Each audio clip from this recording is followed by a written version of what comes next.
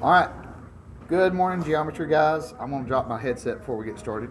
Don't forget, hit like and subscribe to the bell. All right. So there is a check on learning today, a COL. Okay. It is open notes. You can use today's colors. Notes are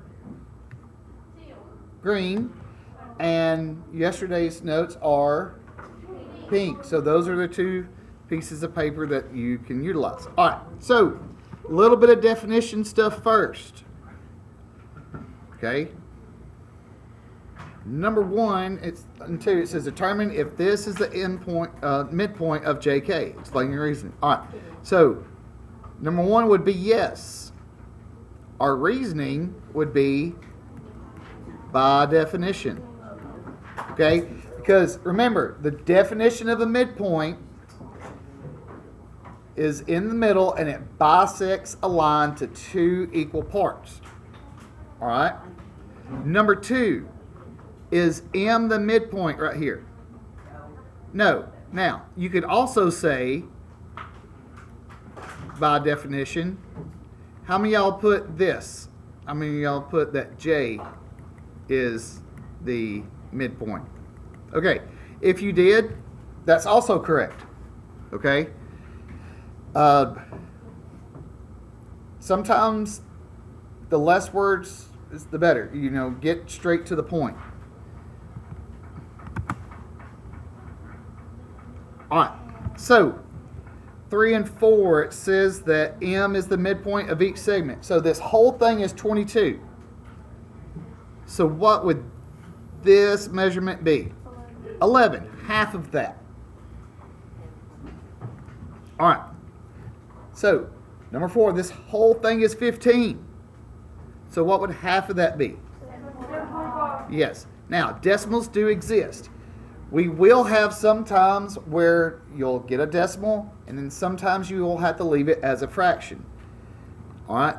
Main reason why most math teachers want you to leave it as a fraction is because on these standardized tests, they don't do decimals as answer choices. Okay? So if you wrote it as a fraction, that's what it would look like. Okay? It would be 15 over 2. Either one is fine. All right? Now, I didn't specify that beforehand, but, you know, I didn't know it was going to kind of cause an uproar today, but, you know, here we are. And we're moving on. So, are we good with 3 and 4? Awesome. All right. So, I saw a lot of people when on your setup, you set it up like this because that's how you read it. Okay? How many people set it up like this, like I had in blue? Okay, good. Either one, we should get the right answer, correct? Either one, we should get the right answer, correct? Okay, good. The rocks in the head go rattle, rattle, rattle. All right. Now, my steps may look different, so don't start erasing. Just watch. This is where some people will make a mistake.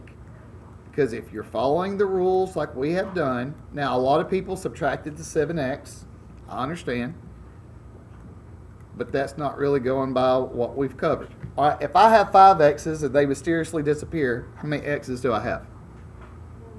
None. What is the number for none? 0. That's actually what's supposed to be there. Okay, that's where some people mess up.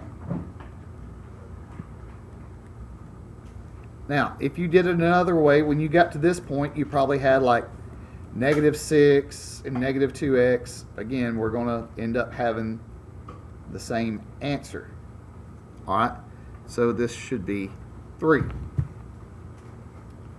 All right, now, if this is 3 and we plug it in right here, so 5 times 3 for this section right here should be 15.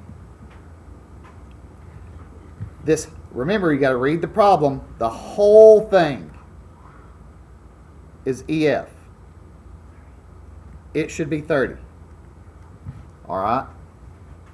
Now, in this classroom, decimals exist, negative numbers exist, big numbers exist. Okay, my favorite quote from a student was like, I can't do big numbers. I said, okay, what do you want to be when you grow up? A millionaire. I said, it's not going to happen. They said, why? I said, a million is a pretty big number. And apparently you don't do that. So you might be a hundredaire. And that's when I had to go talk to the principal. But anyways, just kidding. That was not one of the times I got called to the office. It happened a couple of times. All right. Yeah, it's all right. I was usually right, so. Some people get their little feelings hurt when some people hold them accountable.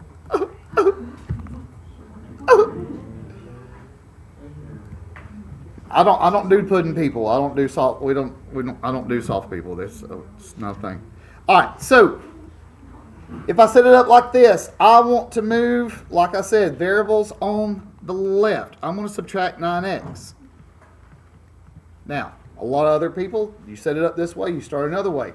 Remember, there's a reason why I have y'all doing these steps. When we actually get through get to that point, you'll understand. Now, I should get negative 3x plus 11 equals negative 13. Now, some of y'all do this when you you mark your stuff out. That may help you to remember to get that sign. Okay, some people forget to write stuff down a lot because we're human.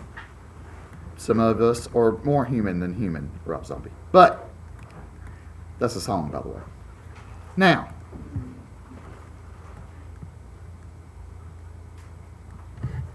so my answer should be a positive 8. Now, it's written on the board over here on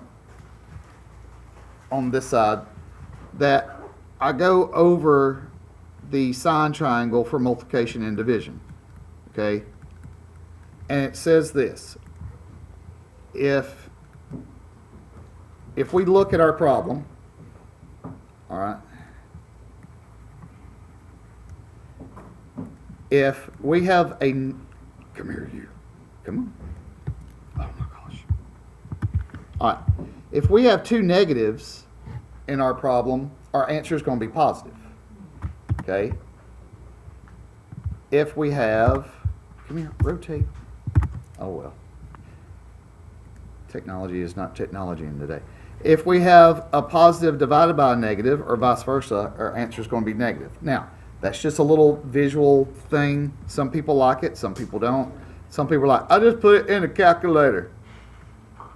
And you know what? That's also fine, as long as you put it in correctly.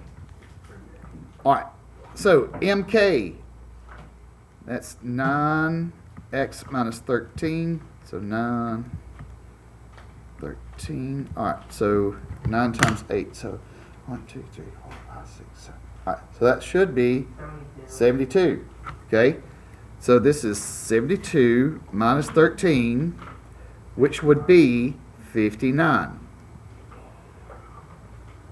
All right, now, multiply 59 by 2 or add it to 59, you should get 118. Okay, now, the problems on the check on learning are set up like this. Okay, you'll see how much stuff is worth. Like it will say set up in parentheses, it'll say like 3 points, and then this will be like 2 points, and this will be, okay. When it's in parentheses like that, that tells you how much it's worth. So when you get your practice test tomorrow, you'll know how much all these problems are worth. Okay, it's not, oh, I give you 10 problems, each of them's 5 points apiece. That's not how this works. Your grades are a percentage. Okay, so we're about to do our check on learning. And please remember, put your first and last name on the check on learning. Put the required information in the boxes provided. Like if I put a box, like we had set up and it says equation and you don't put it there, two things. Number one, you're not following directions. Number two, it takes me longer to grade. And then it makes me angry, and I don't like to grade angry. That's when a lot of people, I feel like Mr. Crocker from Fairly Odd Parents. You're going to F! So, all right. So, yes. Did you do a pass? Okay, then as soon as you do a pass, you can go. All right, so don't forget, hit like and subscribe with the bell. Good stuff, good things. Roll Tide.